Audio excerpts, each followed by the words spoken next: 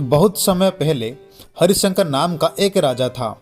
उसके 3 पुत्र थे और अपने उन 3 पुत्रों में से वह किसी एक पुत्र को राजगद्दी सौंपना चाहता था। पर किससे? राजा ने एक तरकीब निकाली और उसने 3 पुत्रों को बुलाकर कहा कि अगर तुम्हारे सामने कोई अपराधी खड़ा हो तो तुम उसे क्या सजा दोगे? पहले राजकुमार ने कहा कि अपराधी को मौत की सजा दी जाए। तो दूसरे राजकुमार ने कहा कि अपराधी को काल की कोठरी में बंद कर दिया जाए। अब तीसरे राजकुमार की बारी थी।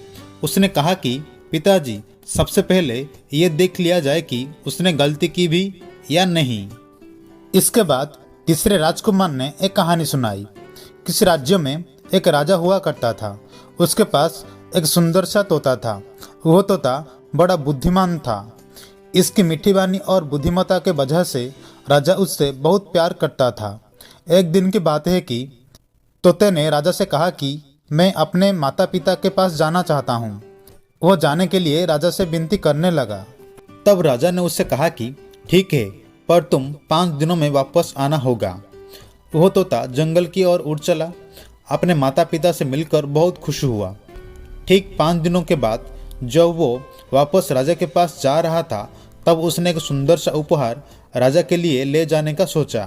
तोते राजा के लिए अमृत फल ले जाना चाहता था। जब वह अमृत फल के लिए पर्वत पर पहुंचा, तब तक रात हो चुकी थी। उसने फल को तोड़ा और रात वहां गुजारने का सोचा। वह सो रहा था, तभी एक सांप ने आया और उस फल को खाना शुरू कर दिया। सांप के जहर से वह फल भी विषाक्त हो चुका था।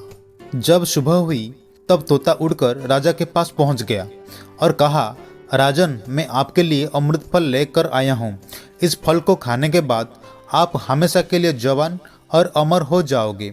तभी मंत्री ने कहा कि महाराज, पहले देख लीजिए कि फल सही है कि नहीं। राजा ने बात मान ली और फल में से एक टुकड़ा कुत्ते को खिलाया। कुत्ता तड़प तड़प कर मर गया। राजा बहुत क्रोधित हुआ और अपने तलवार से तोते का सिर झट से अलग कर दिया। राजा ने वह फल बाहर फेंक दिया।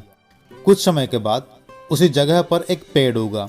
राजा ने सख्त हिदायत दी कि कोई भी इस पेड़ का फल ना खाए, क्योंकि राजा को लगता था कि यह अमृत फल विषाक्त होते हैं और तोते ने यह फल खिलाकर उसे मारने की कोशिश की थी। एक दिन एक बूढ़ा आदमी ने उस पेड़ के नीचे विश्राम कर रहा था। उस पेड़ से एक फल नीचे गिरा। उस बूढ़ा आदमी ने उस फल को खाया और अमर हो गया, क्योंकि उस वृक्ष पर उगे हुए फल विषाक्त नहीं थे।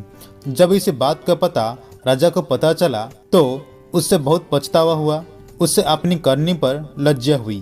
तीसरे राजकुमार के मुख से ये कहानी सुनकर राजा बहुत ही खुश हुआ और तीसरे राजकुमार को सही उत्तराधिकारी समझते हुए उससे ही अपने राज्य का राजा चुना। इस कहानी से हम ये सीख मिलती है कि किसी भी अपराधी को सजा देने से पहले ये देख लेना चाहिए कि उसकी गलती है या नहीं। कहीं भूलवश आप किसी निर्दोष को तो सजा देने नहीं जा रहे हैं।